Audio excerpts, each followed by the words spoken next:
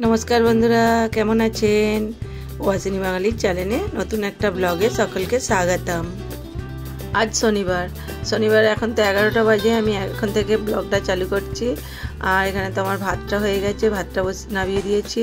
আর এখানে নোটে শাকটা ধুয়েছি। নোটে শাকটা আমি কেটেছিলাম চচ্চড়ি করব বলে, কিন্তু ভাবলাম পচে যাবে অনেকটা শাক, তাই কিছুটা শাক এখন একটু ভাজা করে নেব। আর একটু বড় বড়ই কাটা হয়ে গেছে, এরকম ভাবেই ভেজে নেব। আর এখানে করলা ভাজাটার জন্য করলা কেটেছি, আর এতে নুন হলুদ মাখিয়ে নেবো। আর নুনটা দিলাম, কতটা হাওয়া দিচ্ছে বুঝতে পারছেন, নুনটা উড়ে যাচ্ছে। আর এখানটাতে জানলাটা দিয়ে রেল লাইনের গায়ে বলে অনেকটা হাওয়া দেয়, পুরো গ্যাস নিভে যায়। আর এখানে দেখুন ভাতটা নামিয়ে রেখেছি, কেমন হিলছে হাওয়াতে। সবসময়তেই এরকম হাওয়া দেয়, সেই হিসাবে আমাকে জানলা বন্ধ করে রান্না করতে হয়। রেল লাইনের পাশেই বাড়ি বলে অনেকটাই হাওয়া দেয়। বেডরুমেও তো দুটো জানালা আছে, ওইটা দিয়েও সবসময়তে খুবই হাওয়া দেয়। আর এখানে আমি ডালের বড়ার কালকে বড়ি দিয়েছিলাম, তার একটু ডালটা বেটেছিলাম, কালকে করেছিলাম, আরও একটু রেখে দিয়েছি। ওটাও আজকে একটু বড়ার টক করব। আর এখানে তেঁতুল ভিজিয়ে দিয়েছি। তেঁতুলটা তো মা দেয়, আর মায়ের বাড়িতেও অনেকটা কালো হয়ে যায়, আবার আমার কাছে থাকে। আর কালো তেঁতুল তো খাওয়া অনেকটাই ভালো। আর এখানে দেখুন আমার ভাতটা হয়ে গেছে। আর এবার ভাজাভুজি সব কিছু রান্না করব। আর একটু ডিমের রেসিপি বানাবো। ডিমটা কেটে নিয়েছি, এখানে সব কিছু নিয়ে নিয়েছি, তেল গরম করতে দিয়ে দিয়েছি। ডিমটা তো পেস্ট করে বানালাম, ডিমের রেসিপি তো আমি আগের ভিডিওতেই দিয়েছি। আর এখানে ডিমটা হয়ে গেছে, এখানে বড়ার টকটাও বানানো হয়ে গেছে। শনি রবিবার ছুটির দিনে আমি একবারেই রান্না করে নিই, আর বৈকালে শুধু ভাতটা গরম গরম করি। আর যাদেরকে চিকেনটা হয় একটু রুটি পরোটা লুচি যাই হোক বানাই। আর এখানে দেখুন শাকটাও ভাজতে বসিয়ে দিয়েছি। নোটে শাকটা পেঁয়াজ দিয়ে রসুন দিয়ে ফোড়ন দিয়েছি, আর একটু শুকনো লঙ্কা দিয়েছি, দিয়ে শাকটাকেও ভেজে নিচ্ছি। নোটে শাকটা একটু পোস্ত দিয়ে ভাজবো, পোস্ত দিয়ে নোটে শাক ভাজা করলে বেশ খেতে ভালো লাগে। শেষে একটু পোস্ত দিয়ে নেব। করলা ভাজা হয়ে গেছে, শাক ভাজা হয়ে গেছে, এখানে মুগের ডাল বানিয়েছি, আর ডিমের কারিটাও তো হয়ে গেছে। আমার বাড়িতে মুগের ডালটাই একটু বেশি হয়, কারণ আমার ছেলেরাও মুগের ডালটা ভালোবাসে, আর ওদের পাপাও ভালোবাসে। আর এখানে রান্নাবান্না সব কিছু হয়ে গেছে, নিয়ে চলে এসেছি। নোটে শাকটা একটু পোস্ত দিয়ে ভেজে নিয়েছি, আর একটু বড়া ভেজে রেখেছি। ওরা বড়া ভাজাটা ভালোবাসে, ওরা টকটা অতটা খায় না, যদিও এটা টক নয়, এটা চিনি দেওয়া মিষ্টি মিষ্টি। আর এখানে বড় ছেলে ডিমের কালিয়া খাবে না, ওর জন্য সাদা ডিম রেখেছি। আর এটা কালকে লাউ শাক পালং শাক কড়াই দিয়ে গোটা সিদ্ধর মতো একটু করেছিলাম, রাঙালু সব কিছু দিয়ে। আর এবছর তো ওই সময় পিতারা দিয়েছিল, খেয়েছিলাম, তারপর অসহ্য হয়ে গিয়েছিলো, শাক খেতে ছিল না, সেই হিসাবে খাওয়া হয়েছিল না, তাই একটু কালকে গরম পড়ে গেছে, তবুও বানিয়ে নিলাম। আর এখানে দেখুন খাবার থালিটা রেডি করে নিয়েছি, দুপুরে খাওয়া দাওয়াটা সেরে নিই। আর এখানে সন্ধ্যাবেলা একটু সাবুদানার পকোড়া বানাচ্ছি। আর সাবুদানার পকোড়াটা তো আমার বড় ছেলে খুবই ভালোবাসে, ছোটোটা অতটাও ভালোবাসে না, কিন্তু গরম গরম করে দিলে খায়। সাবুদানার পকোড়ার রেসিপিও তো আমি দিয়েছি, কিন্তু সেটাই পরিমাণটা সব কিছু ঠিকঠাক ছিল। আর এটা যে বানাচ্ছি না, এতে একটু বাদামটা ধনিয়া পাতা পেঁয়াজটা একটু বেশি হয়ে গেছে, তাই একটু জ্বলে জ্বলে যাচ্ছে।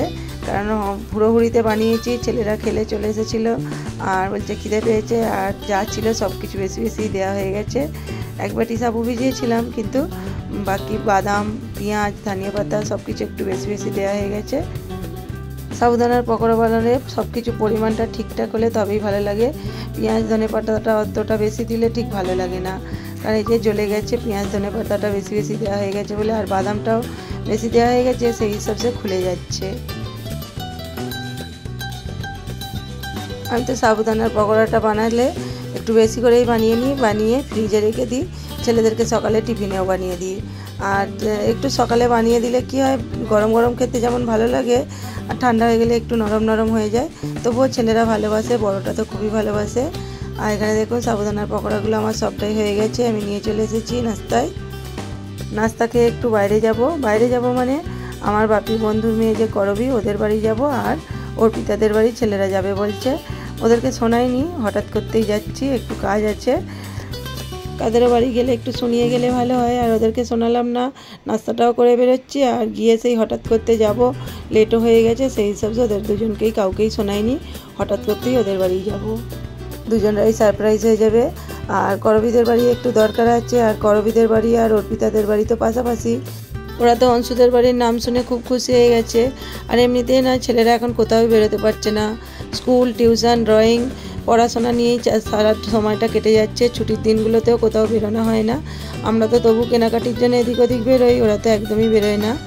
আর এখানে তো আমাকে ছেড়ে দিয়ে চলে গেছে। আমি একটু এখানে বাচ্চাগুলোর জন্য চাইনিজ পকোড়া কিনে নিচ্ছি, একটু চিপস আর ক্যাডবেরি নিয়েছি আর একটু চাইনিজ পকোড়া নিয়ে নিলাম।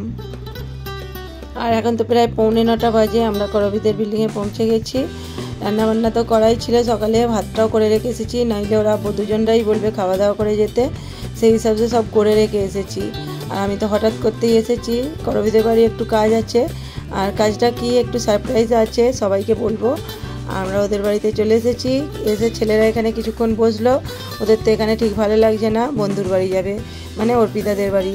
আর করবীদের বাড়ি থেকে 2-3টে বিল্ডিং পরই অর্পিতাদের বাড়ি, গলির ভেতর দিয়ে। আর করবীর দাদা এসেছিল, পিস্তত দাদা অর্পিতাদের বিল্ডিংয়েই থাকে, মামু যাচ্ছে, মামুর সঙ্গে বললাম তাহলে নিয়ে যাও, রাত্রিত্ব হয়েছে, যদিও একা একা যেতে পারবে, 2টো বিল্ডিং পরই, যেহেতু করবীর দাদা যাচ্ছে আর একই বিল্ডিংয়ে থাকে, তাই দাদার সঙ্গেই পাঠিয়ে দিলাম। দেখুন দুজনে তো প্রস্তুত ওদের বাড়ি যাওয়ার জন্য, কারণ ওখানে বন্ধু আছে, বন্ধুর খেলনা নিয়ে খেলবে, আর এখানে দিদিভাইয়ের সঙ্গে ঠিক জমে না।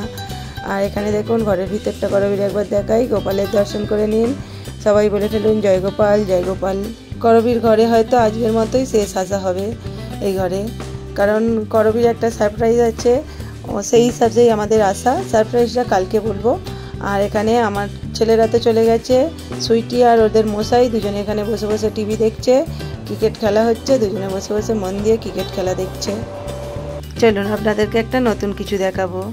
এই দেখুন, এই যে নেকলেসগুলো আমরা যেগুলো বাজার থেকে কিনে পরি, এইগুলো করবী বানাচ্ছে। এইগুলো গলায় যে পরে, এই যে এর ওপর যে পাথরগুলো, ওগুলোও লাগাচ্ছে। আর এখানেও দেখুন কত কাজ করে রেখেছে, তন্মনিয়া মঙ্গলসূত্র পেন্ডেন্ট, আর এই পেন্ডেন্টগুলো আছে, তার সঙ্গে কানেরও আছে, 3 রকমের পেন্ডেন্ট আছে।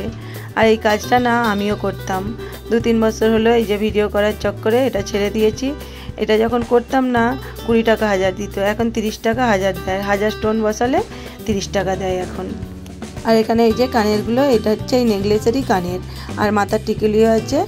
আর এখানে দেখুন এই যে গামটা, এই যে আঠাটা সাদা রঙের আর এখানে অরেঞ্জ কালারের, এই দুটোকে মিক্স করতে হয়, একটা কাগজের কোণের ভিতর মিক্স করে আর কোণ করে তার মধ্যে লাগাতে হয়, আধা ঘন্টার মধ্যেই শুকনো হয়ে যায়।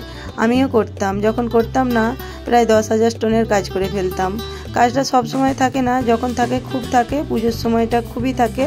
10,000 স্টোনের কাজ করে ফেললে দিনে 200 টাকার ওপর কাজ হয়ে যেত। আর এই ভিডিও করার চক্করে ছেড়ে দিয়েছি। আর আজ দেখুন করবী এত কাজ করেছে, ও তো আমার থেকেও ফার্স্ট, ও তো দিনে 12,000 14,000 স্টোনের কাজ করে ফেলে।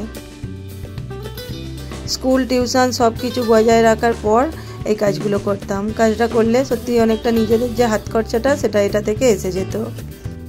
সব সময় কাজটা থাকে না, কিন্তু যখন থাকে আর্জেন্ট কাজ দেয়, আর আর্জেন্ট কাজ দিলে তো একটু তাড়াতাড়ি হয়েও যায়, সেই হিসাবে অনেকটাই কাজ হয়ে যেত। আর এই তন্মনিয়াটা দেখুন খুব সুন্দর, এগুলো আবার বিটস লাগাতে হচ্ছে, বিটসগুলো লাগালে আবার একটু টাইমটা বেশি লাগে, আর স্টোনটা লাগালে তাড়াতাড়ি হয়ে যায়। কোনোদিনই বসে থাকিনি, এটা প্রায় 8 বছর কাজটা করেছি।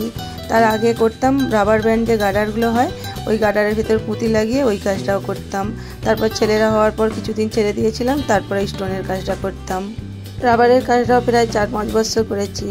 আর এখানে তো কিছু না কিছু কাজ পাওয়াই যায়, করলে নিজেদের হাত খরচা কেন অনেকটাই পয়সা হতো, মাস গেলে 5,000 6,000 7,000 টাকা পর্যন্ত কাজ হয়েছে। আর এখানে দেখুন সুইটির ড্রয়িংগুলো তো আমি দেখালাম, ও ড্রয়িংগুলো আগে কিছুদিন করেছিল, আর ও তো মাধ্যমিক দিয়ে দিয়েছে, এখন বসে আছে, ওর মাম্মি বললো বসে বসে একটা ড্রয়িং কর। আর এই যে ড্রয়িংটা করছে, খুব সুন্দর ড্রয়িংটা করেছে বলুন। ও কিন্তু খুব সুন্দর ড্রয়িং করে, আমার ছেলেরাও যেমন করে ও ড্রয়িং করে। আর ও তো এবারে 10th দিল, মাধ্যমিক পরীক্ষাটা দেওয়ার পর এখন তো 2 মাস ছুটি। আর এখানে গল্প করতে করতে করবী আবার চিকেন নিয়ে এসেছিলো, ওদের চিকেন পকোড়া হয়েছে, ভেজে আমাদেরকে দিল, চা করবে বলেছিল, যেহেতু আমরা চা খেয়ে এসেছি 9টা বেজেও গিয়েছিলো, আর ও তাড়াহুড়ো করে একটু চিকেনটা ভেজে দিল আমাদেরকে। আমরা তো খাচ্ছি, আবার বোনপোদের জন্য বেঁধেও দিয়েছে যে ওদের জন্য একটু নিয়ে চলে যা। করবীর বাড়িতে তো একটা কাজের জন্য এসেছিলাম, সেই কাজটাও তো হয়ে গেল, 4 জনে মিলে একটু আলোচনাও করলাম। আর এখন তো আবার বেরিয়ে পড়েছি, 10টা 15-এর ওপর হয়ে গেছে, অর্পিতার বাড়ি একটু দেখা করে তারপর বাড়ি ফিরবো।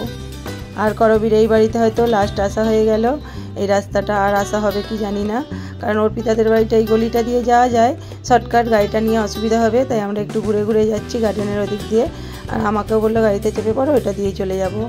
আর এই রাস্তাটায় করবীদেরটা তো উল্টো দিক, আর হয়তো এই রাস্তায় আসা হবে না, কিন্তু অর্পিতার বাড়ি এলেও এই দিকটায় তো আসা হবে না। বিল্ডিংটা দেখে গেলাম, রাস্তাটাও দেখে দেখে যাচ্ছি, মনটা খুবই খারাপ লাগছে। কত বছর এই রাস্তায় যাতায়াত করেছি, ওর বাড়িতে ছেলেদের ফোঁটা রাখি সব কিছুতেই, তারপর এমনি সময়তেও আসতাম, স্কুল ছেড়ে দিয়ে সজ্জা করেও আসা হতো, কিন্তু এই রাস্তায় আর আসা হবে না।